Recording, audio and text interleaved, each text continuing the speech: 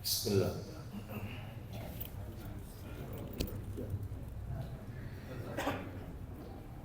Assalamualaikum warahmatullahi wabarakatuh.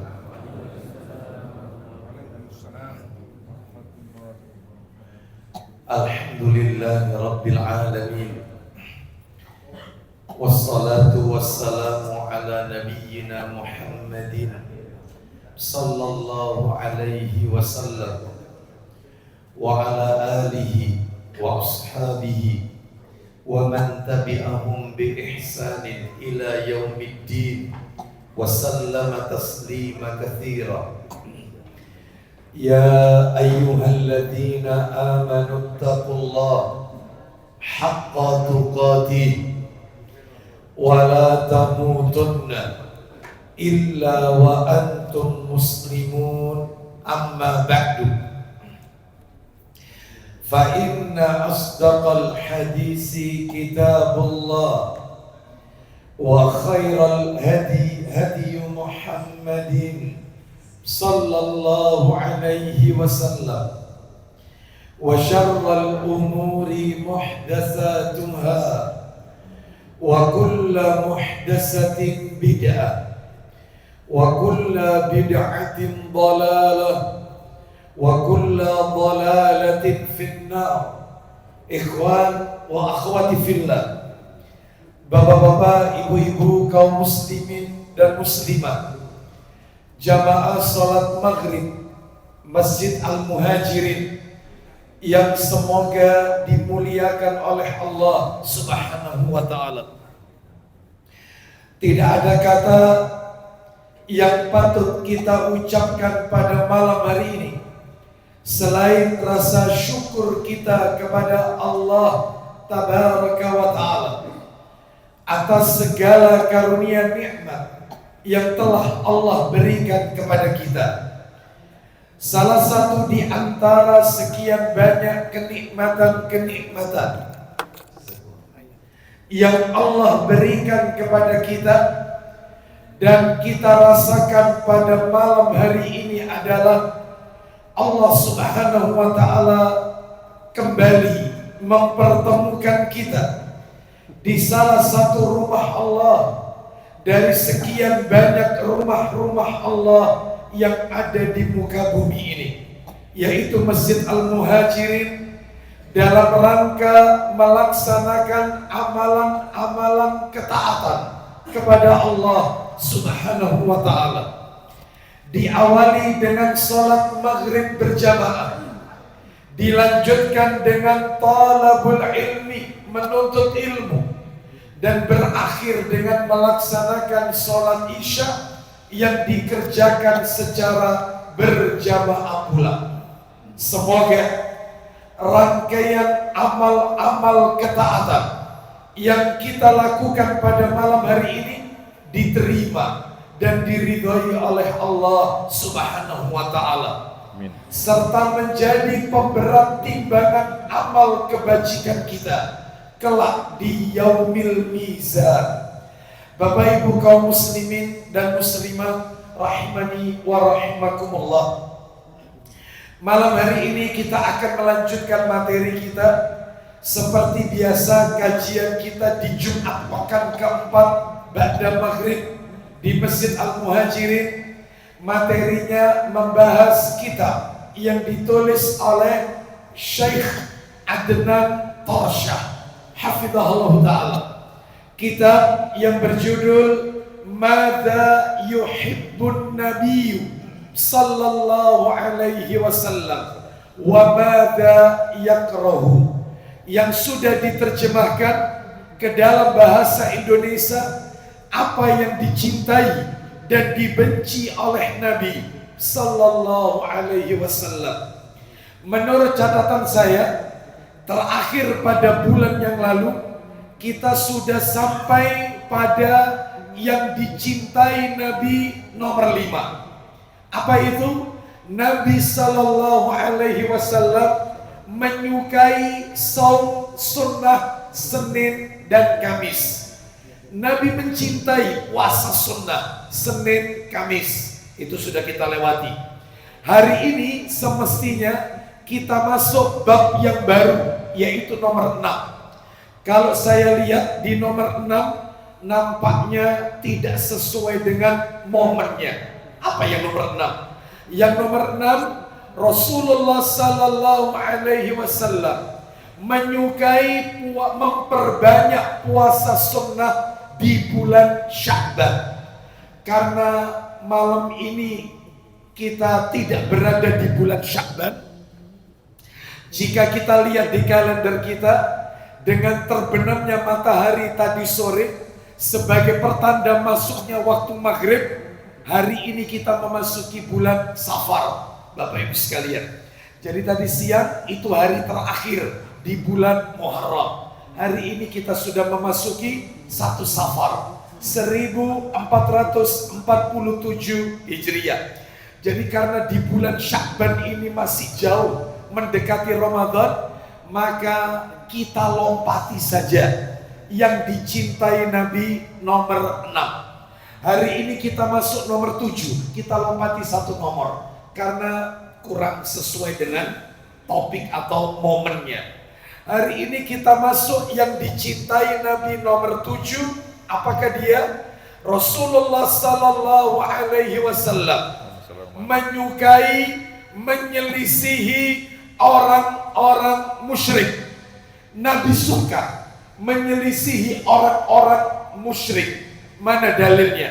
Dalil disebutkan di dalam hadis riwayat Ahmad dalam musnadnya, musnad Imam Ahmad. Bisa minta tolong dibuka.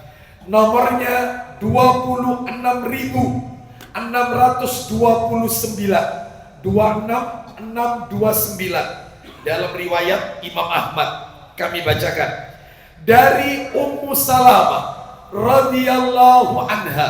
Ia berkata, Bapak Ibu, Ummu Salamah ini termasuk Ummul Mukminin, istri Rasulullah sallallahu alaihi wasallam yang wafatnya usianya paling tua. Beliau wafat usia 90 tahun. Sedangkan istri-istri Nabi yang lain kurang lebih sekitar 60 sampai 70 tahun.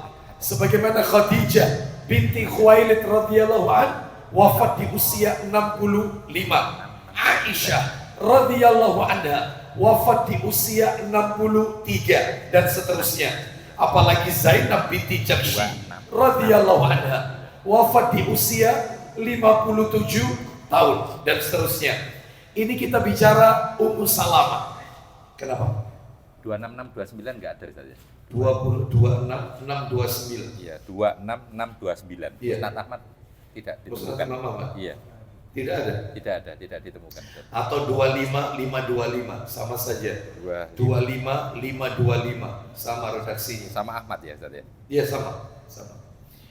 Disebutkan Ummu Salamah radhiyallahu anha. Nama aslinya Ummu Salamah Hindun binti Abu Umayyah bin Mughirah radhiyallahu anha. Kita lanjutkan. Ia berkata, betul ada? Betul ada. Karena Rasulullah sallallahu alaihi wasallam yasumu yaumas sabti wa yaumal ahad aksara mimma yasumu minal ayyami wa yaqul. Silakan baca. Dari Ummu Salamah radhiyallahu anha berkata, Apa kata Ummu Salamah? Pengakuan istri Nabi sallallahu alaihi wasallam. Ulang lagi. dari Ummu Salamah radhiyallahu anha berkata, Silakan. Rasulullah sallallahu alaihi wasallam dulu lebih sering berpuasa pada hari Sabtu dan Ahad daripada hari-hari yang lain, dan beliau bersabda. Jadi Nabi sallallahu alaihi wasallam sering berpuasa hari Sabtu dan Ahad. Ini jarang kita dengarkan, ini jarang. Ya jarang sekali. Rata-rata yang kita dengarkan Senin, Kamis. Ini tidak. Sabtu dan Ahad. Sering kali. Bahkan kata Ummu Salamah radhiyallahu anha, beliau berpuasa Sabtu dan Ahad itu betapa seringnya, melebihi daripada hari-hari yang lain. Lalu Nabi bersabda, ini alasannya. Apa kata Nabi? Innahuma idal musyrikin. Silakan. Sesungguhnya Kedua hari itu adalah hari besar orang musyrik. 2 hari itu hari besarnya orang musyrik. Sabtu dan Ahad, hari besarnya yang sering dirame-ramekan oleh orang-orang musyrik. Lalu kemudian Nabi bersabda, fa'ata uhibbu an akhalifahum. Silakan. Dan aku hanya ingin menyelisih mereka. Dan itu terjemahannya perlu dikoreksi. Wa ana uhibbu. Nah, itu yang perlu digarisbawahi. Wa ana uhibbu an akhalifahum.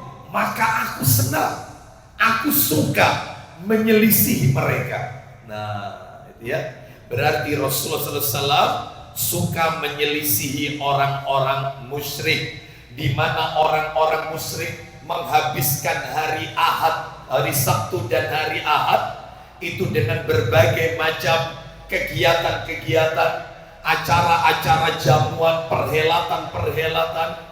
Maka Nabi SAW saum sunnah Sabtu dan Ahad. Nah, ya, baik. Sekarang Bapak Ibu sekalian, kita akan bahas materi ini.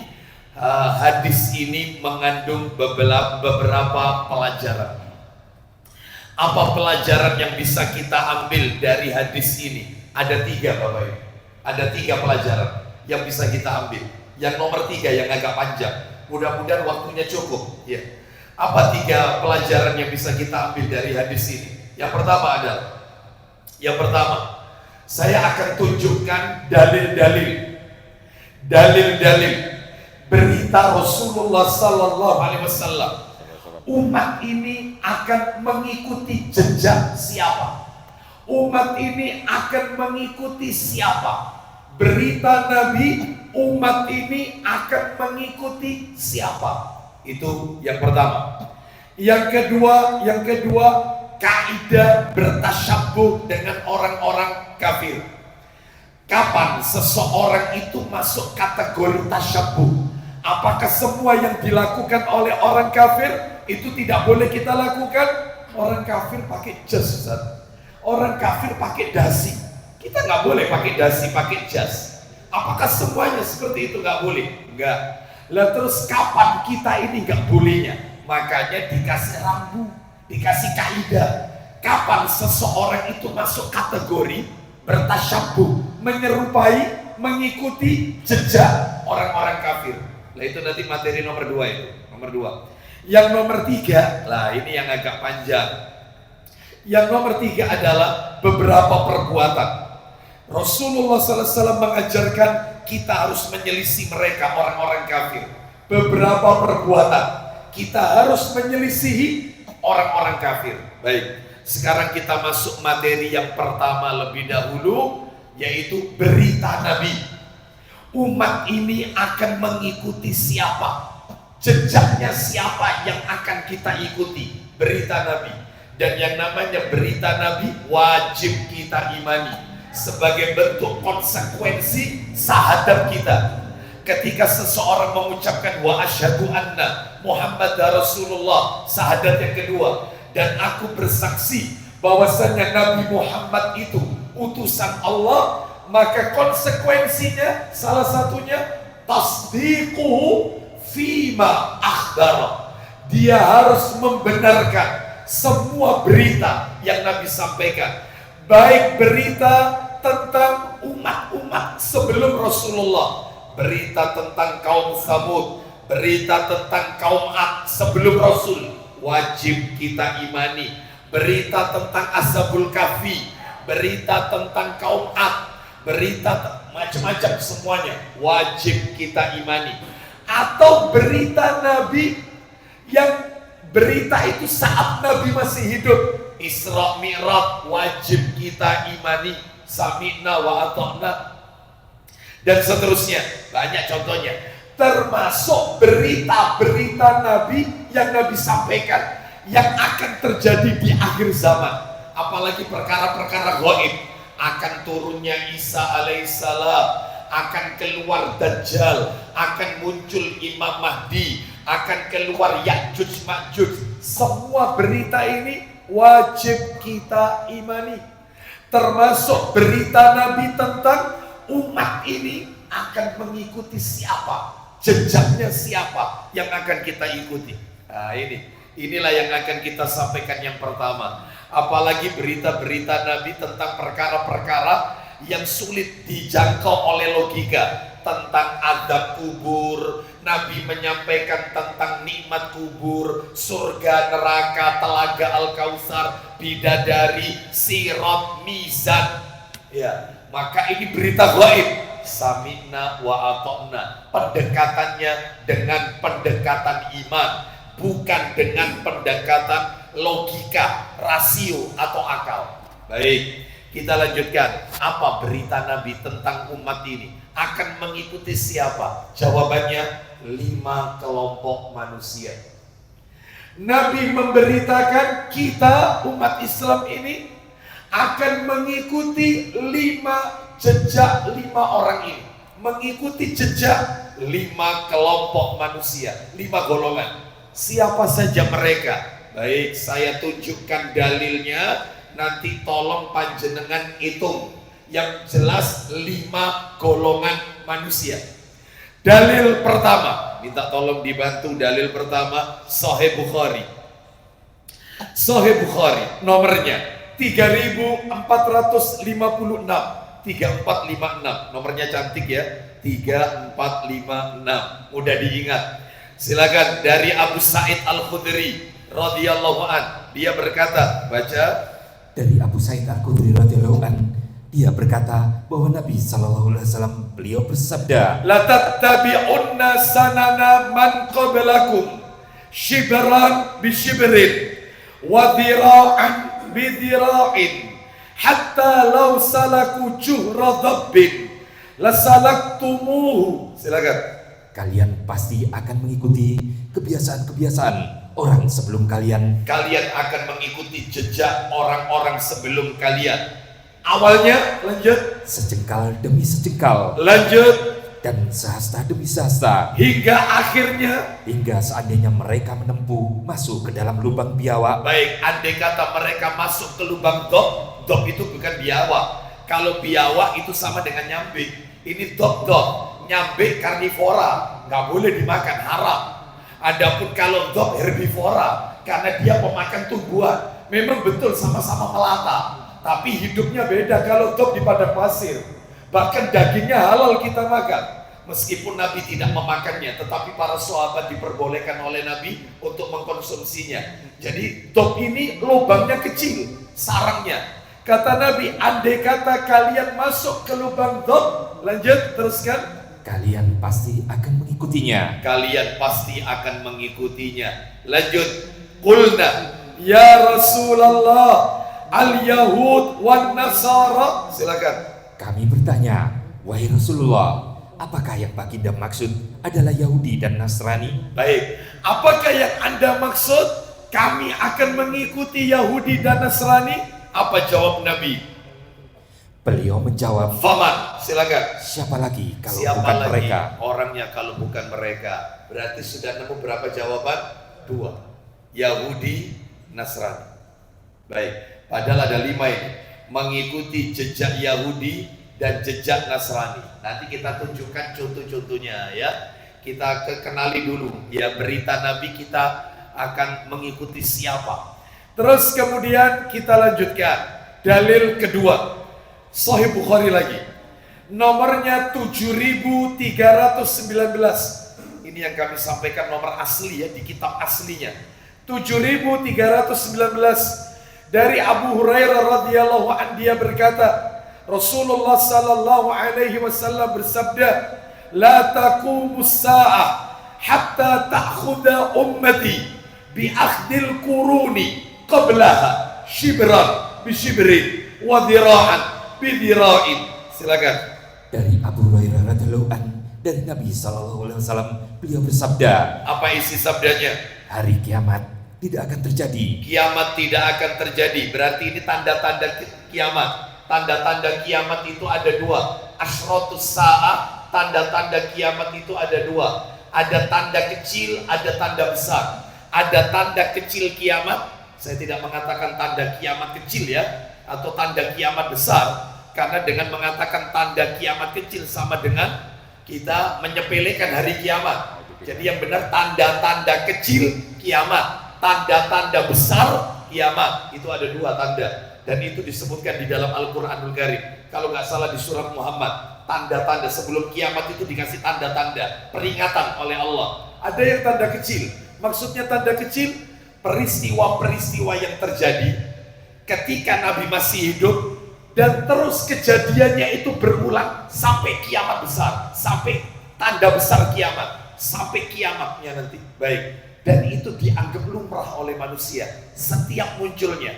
Contohnya banyak. Makanya saya pernah punya judul materi khusus tentang ini, yaitu pembahasan kitab Asyratus Sa'ah, yaitu tentang tanda-tanda kiamat yang kami sampaikan di mana? Masjid Taman Dika itu mana? Nurul Iman. Masjid Nurul Iman, perumahan Taman Dika. Baik, jadi di situ disebutkan seperti banyaknya pembunuhan, merebaknya zina, ya, bermunculannya penyanyi biduan wanita, khomer diminum di mana-mana. Termasuk juga diantaranya adalah orang mencari rezeki tanpa peduli halal dan haram. Oh, banyak tanda-tanda kecil, dan itu dianggap lumrah, kejadiannya terus sampai kiamat nanti. Adapun kalau tanda besar, peristiwa-peristiwa yang terjadi yang di zaman Nabi belum terjadi, di zaman kita belum terjadi, tapi nanti di akhir zaman akan muncul keluar. Yang tadi kami singgung, turunnya Isa alaihissalam di Menara Putih Masjid Jami Damaskus, Suriah, dengan bergelayut di sayap malaikat. Lalu kemudian muncul Imam Mahdi, keluar Dajjal, terakhir Ya'juj Ma'juj, dan seterusnya.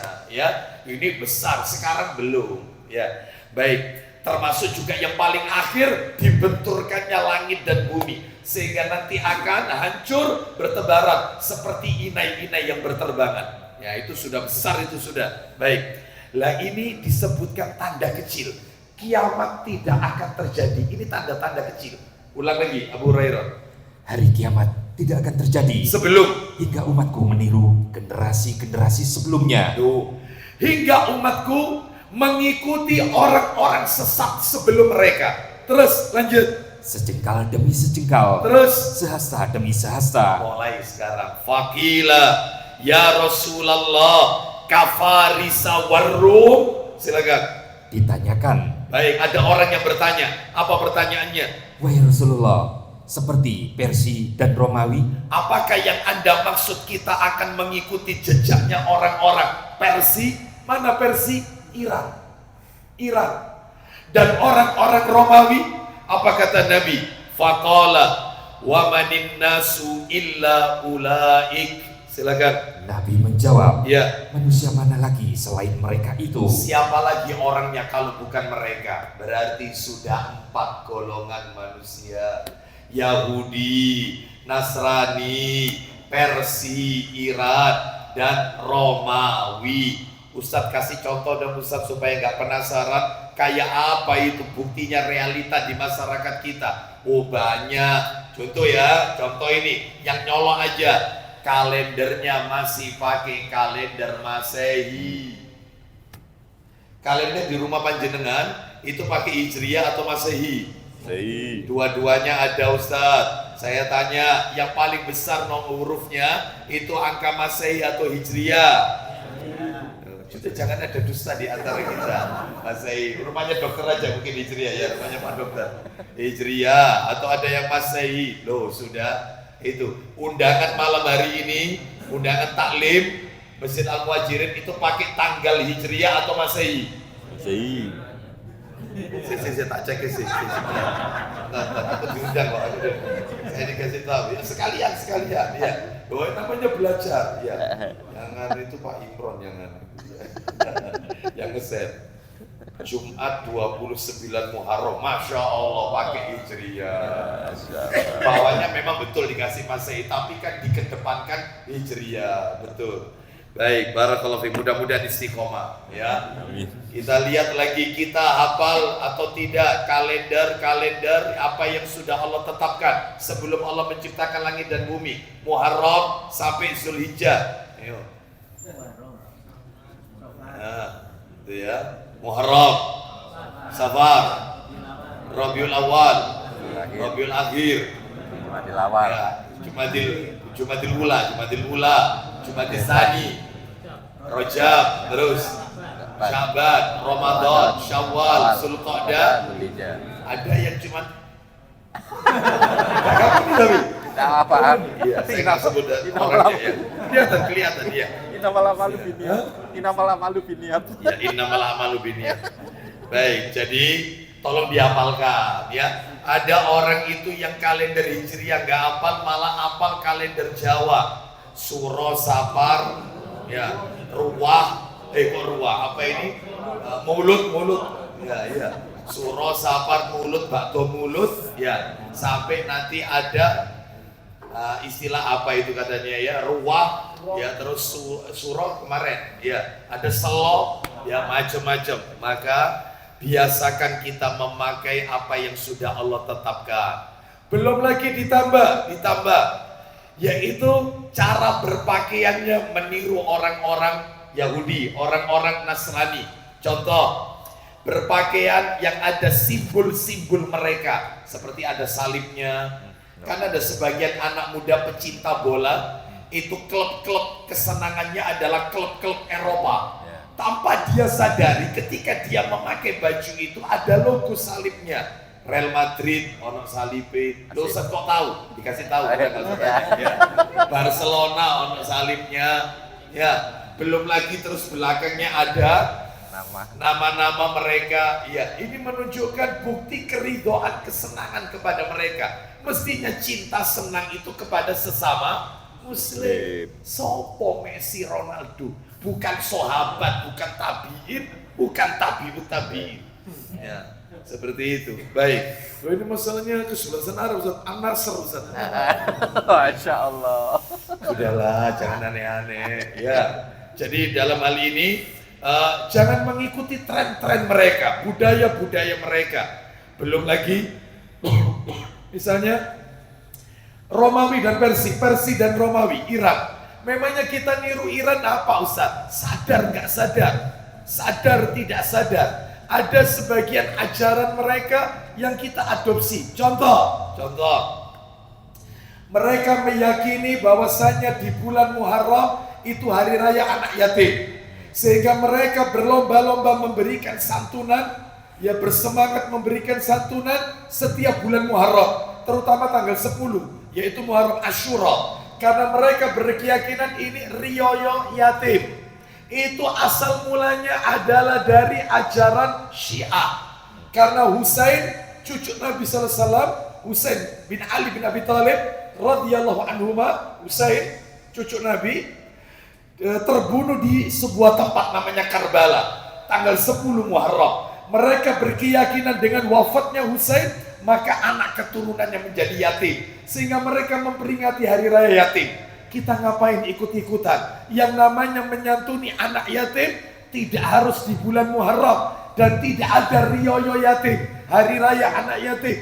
Hari raya itu cuma dua, Idul Fitri dan Idul Adha. Tuh, selesai. Belum lagi di antara mereka, yaitu ada mereka memberikan mohon maaf ini bacaan-bacaan sholawat yang dibaca oleh kaum muslimin, ya, di masjid-masjid, dan sering kita dengarkan. Ya, pengen tahu sholawatnya apa? Ya, saya nggak ceramah di sini lagi, nggak apa-apa. Ini yang terakhir, nggak apa-apa. Ya, nggak apa-apa. Ya, contohnya apa? Li khamsatun, ya kan? Utfi biha harral waba wal khati'ah al-Mustafa wal Murtada wa benahuma wa Fatimah. Apa Ustaz? Tiap hari karena depan rumah saya masjid. Iya. Tahu artinya? Li khamsatun. Gara-gara 5 orang ini, maka seluruh musibah bala akan terhilang. Akan diangkat gara-gara 5 orang ini. Padahal yang bisa menghilangkan musibah bala itu hanya Allah Azza wa Jalla. Berarti syirik atau tidak di sini? Jelas. Itu siapa dia? Al-Mustafa. Siapa Mustafa? Rasulullah SAW. Wal Murtadha Ali bin Abi Thalib. Wa benahuma Hasan dan Husain cucunya. Wa Fatimah. Solawatannya berbau ke arah Syiah, mengkultuskan Ali, mengkultuskan Husain. Nah, baru ya. Belum lagi ajaran banyak contoh-contohnya. Belum lagi Romawi dan seterusnya. Baik, sekarang masuk yang nomor 5. Yang nomor 5 adalah kelompok yang nomor 5, berarti dalil ketiga sekarang. Dalil ketiga. Coba dibuka dalil ketiga riwayat Abu Dawud, riwayat Tirmidzi. Dalam kitab Sunan Tirmidzi, nomornya 2219. 2219. Nah, dari Sauban radhiyallahu an ia berkata, Rasulullah sallallahu alaihi wasallam bersabda, "La taqumus sa'ah hatta talhaqa qabailu min ummati bil musyrikin." Ya, wa hatta ya'budul awthan. Na'udzubillah min dzalik. Silakan, ayo baca. Dari Sauban radhiyallahu an berkata, Silakan. Rasulullah sallallahu alaihi wasallam beliau bersabda, Isinya, kiamat tidak terjadi. kiamat tidak akan pernah terjadi. Berarti tanda-tanda kecil kiamat. Kiamat tidak akan terjadi Hingga kabilah-kabilah dari umatku bertemu kaum musyrikin. hingga mereka mengikuti kaum musyrikin, jejaknya orang-orang musyrik yang terdahulu. Loh kok bisa? Nanti tak kasih contoh-contohnya. Lanjut, tidak akan terjadi kiamat hingga umatku mengikuti jejak musyrikin terdahulu. Musyrikin yang diperangi oleh Nabi. Ternyata kaum muslimin malah mengikuti jejak mereka. Hingga ini yang bikin merinding. Hingga patung-patung disembah. Hingga patung disembah kembali.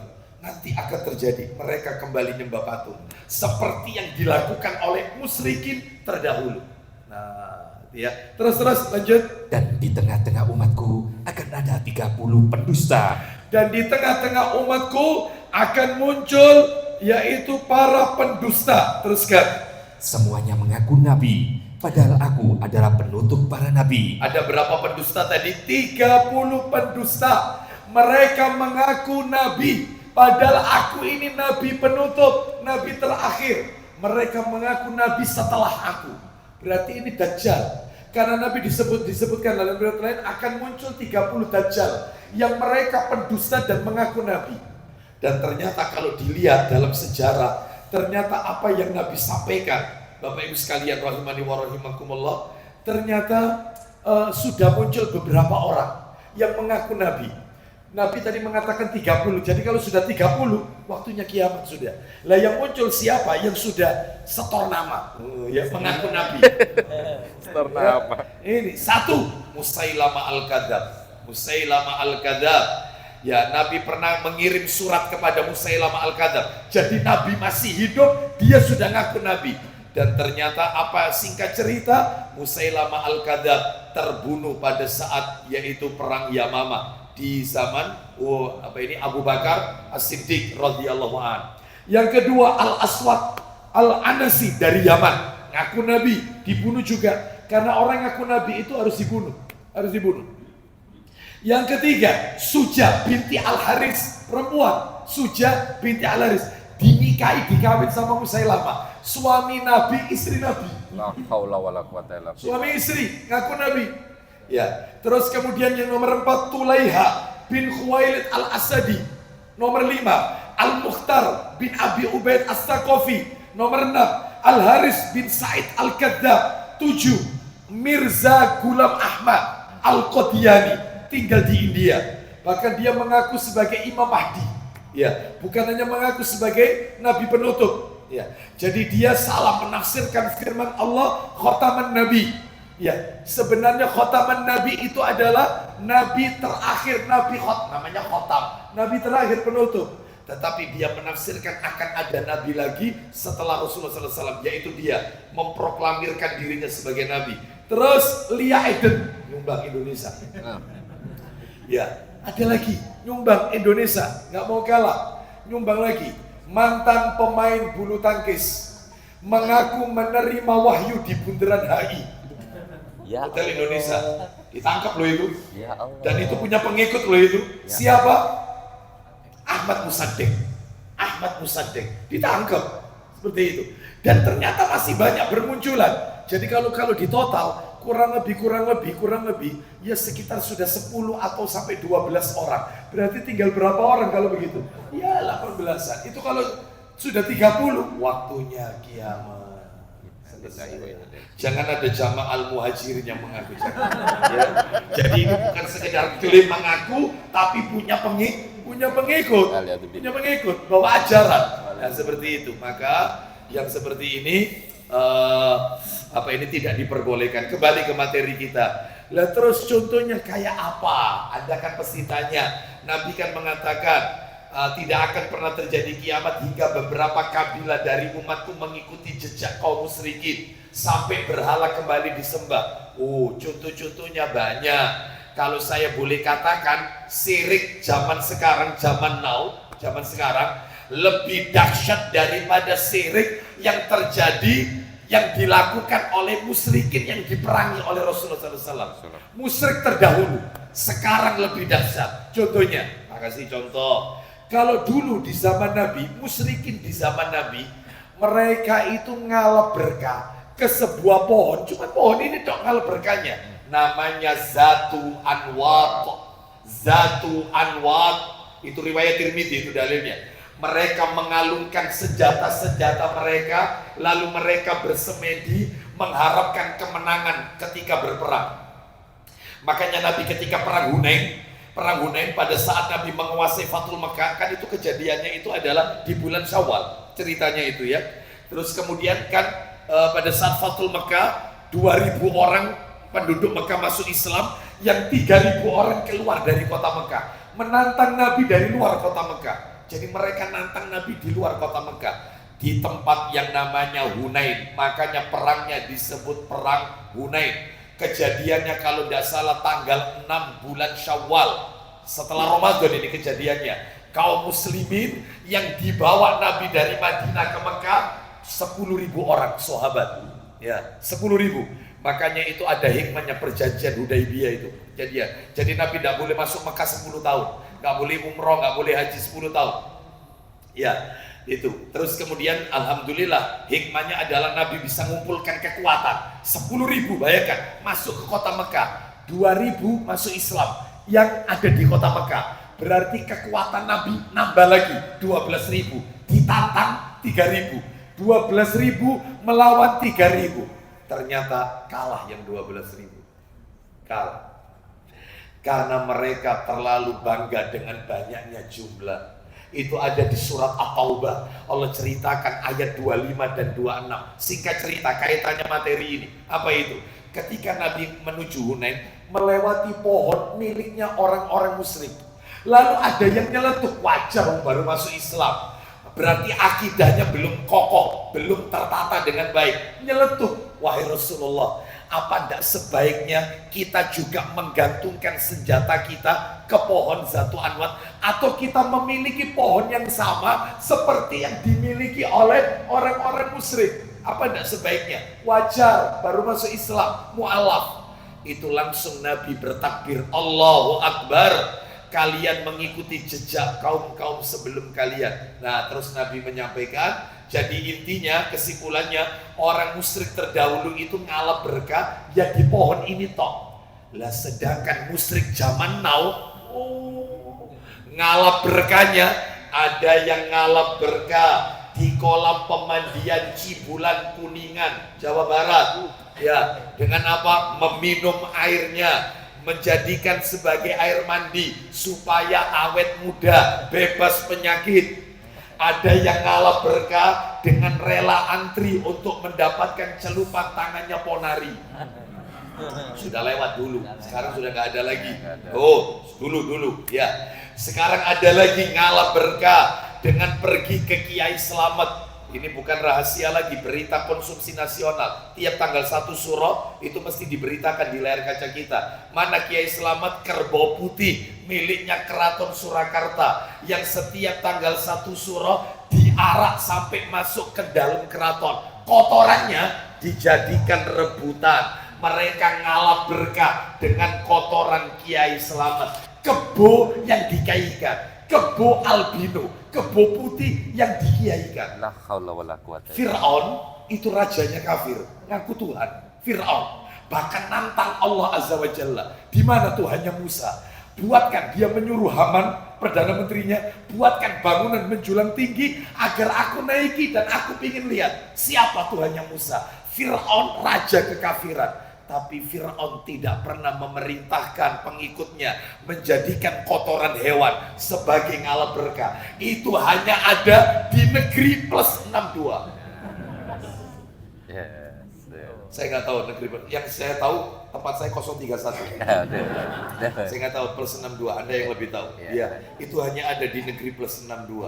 Kotoran hewan. Belum lagi ngalah berkah dengan tanah kuburan seorang wali. Ya, orang soleh bahkan diwalikan, bahkan kalau itu kurang tanahnya dijoki lagi. Mereka berkeyakinan ngalah berkah dengan tanah kuburannya, bahkan di antara mereka ada yang memakannya, maka hidupnya barokah. Coba. Jadi luar biasa. Itu baru contoh pertama. Belum lagi yang lain. Kalau syirik di zaman dulu, ini masih ada waktu ya, kita teruskan nanti sampai masuk Isya. Kalau syirik di zaman dulu, musyrikin dulu, mereka punya tumbal. Tumbalnya ada disebutkan oleh Allah dalam Al-Quran. Apa itu tumbalnya? Tumbalnya Allah sebutkan di dalam Al-Quran, suratnya Al-Ma'idah ayat 103. Tumbalnya ada 4. Bahira, terus Sa'iba, Wasilah dan Ham. Bahira, terus Sa'iba, Wasilah dan Ham. Semuanya dari anak onta, dari jenis onta. Itu tumbal, nanti dibaca sendiri. Al-Ma'idah 103. Coba langsung artinya. Al-Ma'idah 103, silakan. Allah tidak pernah mensyariatkan adanya Bahira, Sa'iba, Wasilah, dan Ham. Itu tumbalnya orang musyrik dulu. Tumbalnya. Sekarang beda, jauh lebih dahsyat. Di negeri kita ada ritual yang namanya ritual labuhan. Apa itu ritual labuhan? Pemendaman kepala kerbau di puncak Gunung Merapi di awal bulan Suro dan di akhir bulan Rejab sebagai persembahan kepada Kiai Sapu Jagat, penunggu Gunung Merapi. Ya, ini orangnya sudah lewat. Dulu sering masuk sponsor, ya, dulu. Sering ya. Itu terus kemudian sudahlah, nggak usah disebut ya, sudah lewat ya. Ada lagi ritual di negeri kita namanya ritual Haji Kamilin ya. Apa itu? Dilakukan oleh para penggarap proyek batu datar Purwakarta, Jawa Barat, dengan menyembelih kerbau lalu kirim sesaji kepada jin yang bernama Haji Kamilin. Jinnya sudah haji. La haula wala quwata illa billah. Ya, sudahlah, hari ini terakhir saja, nggak apa-apa saya ceramah di sini, nggak apa-apa. Kok gak diusir oleh askar? Saya nggak musik, ya, seperti itu. Ada lagi, yaitu ritual namanya ritual Mbah Baru Kelinting, dilakukan oleh sebagian penduduk Rawapening, Ambarawa, Jawa Tengah, yaitu dengan kirim sesaji berupa ayam, nasi, dan lainnya untuk penguasa danau. Ada lagi ritual kuburan Dul Jalak. Mana lagi itu? Dilakukan oleh sebagian penduduk Si Gentong, Si Cabe di Brebes, Jawa Tengah. Sebelum melangsungkan hajatan, mereka kirim sesaji, membakar kemenyan di kuburan Dul Jalak yang ada di desa tersebut. Ada lagi ritual Dewi Sri. Tahu semua lah, panen padi. Dewi Sri. Ada lagi ritual Babejo. Apa ini? Kirim sesaji berupa makanan, minuman, bahkan termasuk rokok. Rokok itu datang sesaji. Gak ada sego kebuli dia, gak ada. Nasi biryani dijadikan. Sini gak doyan. Rokok doyan. Rokok doyan. Ya. Hati-hati yang di sini ada yang merokok, itu disukai jin. Mohon maaf sebelumnya. Ya. Jadi kemudian untuk di mana? Untuk dipersembahkan kepada jin penghuni sumur putri yang ada di desa, mohon maaf, Mbak Bejo ini adalah dipersembahkan kepada penghuni bangunan kuno Lawang Sewu, Semarang. Ada lagi terakhir ritual sumur putri. Nah ini tadi yang saya sampaikan, dilakukan oleh sebagian penduduk Nganjuk, Jawa Timur. Persembahannya kirim sesaji kepada jin penghuni sumur putri yang ada di desa tersebut. Dan masih banyak. Ini kalau tak teruskan, panjang ritual-ritual. Ini baru kirim sesaji. Ada lagi yang lainnya, lebih parah lagi. Belum lagi larung sesaji, belum lagi upacara kasodo, dipersembahkan kepada kawah, gunung, dan seterusnya. Maka banyak sekali kesirikan di negeri plus 62. Berarti betul ya berita Nabi ya, tidak salah ya. Umatku akan mengikuti jejak musyrikin terdahulu. Ternyata benar. Mudah-mudahan Allah jadikan kita, keluarga, anak keturunan kita ahli tauhid. Amin. Orang yang mentauhidkan Allah sampai ajal menjemput kita, sehingga kita diwafatkan kelak dalam keadaan husnul khotimah. Amin. Baik, jadi materi pelajaran pertama sudah saya sampaikan ya. Itu tadi berarti totalnya mengikuti berapa golongan kita ini, kata Nabi, berita Nabi 5. Yang pertama Yahudi, yang kedua apa? Nasrani, yang ketiga apa? Iran, Persia, yang nomor 4 Romawi, yang nomor 5 musyrikin, orang-orang musyrik yang terdahulu. Lah pertanyaannya adalah seperti apa bentuk menyerupainya itu masuk materi nomor 2. Masih ada waktu Pak Imron? 5 menit. Saya lanjutkan, tinggal dikit. Nanti yang materi nomor 3 insya Allah kesempatan berikutnya kita sebutkan kaidah. Gimana caranya orang itu masuk dalam kerangka menyerupai orang-orang kafir. Apakah semua perbuatan orang kafir itu kalau kita lakukan kita termasuk tasyabuh? Sedangkan Nabi pernah bersabda, buka Abu Dawud nomor 4031, 4031 Abu Dawud, man tasyabbaha biqaumin fahuwa minhum. Barang siapa yang menyerupai suatu kaum, maka dia bagian dari kaum tersebut. Betul?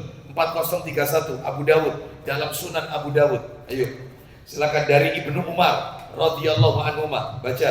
Dari sahabat Ibnu Umar radhiyallahu anhu, dia berkata, Ya. Rasulullah sallallahu alaihi wasallam beliau bersabda, Isinya, barang siapa yang menyerupai dengan suatu kaum, maka dia termasuk bagian dari mereka. bagian dari kaum. Apakah otomatis kita seperti mereka? Bagian dari mereka? Tidak. Lah terus gimana kaidahnya? Inilah materi nomor 2. Bagaimana rambu kaidahnya? Yang pertama kaidahnya adalah apabila perbuatan itu menjadi ciri khas agama mereka. Ciri khas agama mereka. Itu kalau kita lakukan berarti kita sama dengan mereka. Ustadz sebentar, sebelum jauh-jauh, kalau tadi dikatakan menjadi ciri khas agama mereka, gimana caranya kita mengetahui kalau itu ciri khas agama mereka? Caranya ada 2, katanya ulama. Caranya ada 2. Yang pertama dengan dalil. Yang kedua adalah dengan fakta yang kita lihat. Fakta yang kita lihat. Dalil gak ada dalilnya. Tapi faktanya yang kita lihat itu ciri khas mereka. Ojo ditiru. Jangan kita lakukan, jangan kita pakai, jangan kita konsumsi, tinggalkan. Jadi caranya 2 ya. Kalau dikatakan tadi itu menjadi ciri khas agama mereka, maka cara mengetahuinya kalau itu cirinya mereka 2. Yang pertama dengan dalil. Contohnya dengan dalil gimana? Masalah adzan. Mudah-mudahan panjenengan masih ingat dalilnya, riwayat Abu Dawud itu panjang dalilnya. Kan pada waktu itu Rasulullah SAW yaitu memikirkan gimana caranya orang itu bisa mendatangi masjid untuk sholat, mendatangi sholat. Maka ada yang usul, bagaimana kalau dengan trompet? Wahai Rasulullah, Nabi nggak suka trompet, itu Yahudi. Oh, berarti ciri khasnya Yahudi itu kalau beribadah pakai trompet. Ini tahun baru anaknya dibelikan trompet. Nggak boleh. Terus Bagaimana dengan lonceng? Wahai Rasulullah, lonceng itu Nasrani, Nabi gak suka. Ya, lah ini tidak, di rumahnya ada suara-suara bunyi kayak lonceng gereja. Teng, teng, teng, jamnya gede itu. Ya. Tahu? Tahu. Itu mahal itu, Ya. jam itu ya. Matikan aja suaranya. Cukup kita ketahui waktunya saja, ya. Karena apa? Karena disebutkan dalam riwayat Muslim, malaikat rahmat nggak mau masuk ke dalam rumah yang ada anjing dan jaros. Jaros itu lonceng. Suara lonceng kayak gereja, teng teng. Nabi nggak suka. Ada yang usul, gimana kalau pakai api? Pakai api. Kata Nabi, itu majusi, Zoroaster ya, penyembah api. Lah kok kita ulang tahun ya, sebelum meniup make a wish, memejamkan mata, berharapan kita pengen apa, baru ditiup. Meniru majusi. Tuh, wakil lo contohnya banyak Bapak Ibu contohnya. Nabi nggak suka, akhirnya lalu ditetapkanlah adzan. Maka cukup dengan adzan, orang itu datang sebagai pertanda masuknya waktu sholat. Tidak perlu pakai alat-alat yang lain, tanda kutip, garis bawahi. Ya, Anda tahulah ya, sudah seperti itu. Cukup adzan, tidak perlu tanda kutip menggunakan alat-alat lainnya. Sebab kalau pakai itu berarti menyerupai agama mereka. Ya, Yahudi beribadah menyanyi, Nasrani di gereja nyanyi, umat Islam beribadah gak boleh nyanyi. Jadi kalau ibadah bernyanyi sama dengan Yahudi, Nasaro. ya, baik. Sudahlah yang terakhir hari ini nggak apa-apa. Ya, sampai dulu Imran. Ya. Wallahu a'lam bishawab. Jadi itu yang terakhir penutup. Ya, dan yang namanya tasyabuh nomor 2 tidak dipersyaratkan niat, tidak harus pakai niat, Jadi tanpa niat pun kalau memang dia melakukan perbuatan itu, maka itu termasuk tasyabuh. Wallahu a'lam. Terus kalau fakta gimana fakta? Anda tahu kan faktanya mereka orang Nasrani itu kalau tanggal 25 Desember Natal pakai baju apa? Topi apa? Santa Claus, Sinterklas. Maka kita nggak boleh memakai seperti ini. Itu ciri khas, fakta. Dalil nggak ada, tapi fakta kita lihat. Maka jangan ditiru. Terus pakaian apa itu yang merah-merah itu? Apa? Hari Raya apa? Konghucu ya? Yang merah, jangan. Lampion. Ciri khas apa? Lampion. Selesai. Maka fakta, realita, kenyataan. Fikih kenyataan. Nah, ya. Wallahu a'lam bishawab. Demikian apa yang bisa kami sampaikan. Semoga menjadi tambahan ilmu yang bermanfaat. Berarti masih tersisa kurang satu lagi. Apa saja perbuatan-perbuatan yang kita disuruh menyelisih mereka. Lah ini banyak perbuatannya. Insya Allah kajian berikutnya. Mudah-mudahan Allah meridhai semua amal ibadah kita. Semoga Allah menjadikan kita orang-orang yang istiqomah, tegar di atas Al-Quran dan Sunnah Nabi Sallallahu Alaihi Wasallam. Semoga Allah ampuni dosa-dosa kita dan dosa seluruh kaum muslimin yang masih terjebak pada menyerupai budaya orang-orang kufar. Mudah-mudahan Allah berikan kita semua hidayah taufiknya. Kita tutup wassallallahu ala nabiyyina wa ala alihi washabihi wasallam. Subhanakallahumma wa bihamdika asyhadu an la ilaha illa anta astaghfiruka wa atubu ilaik. Wa akhiru da'wana anil hamdulillahi rabbil alamin. Assalamualaikum warahmatullahi wabarakatuh.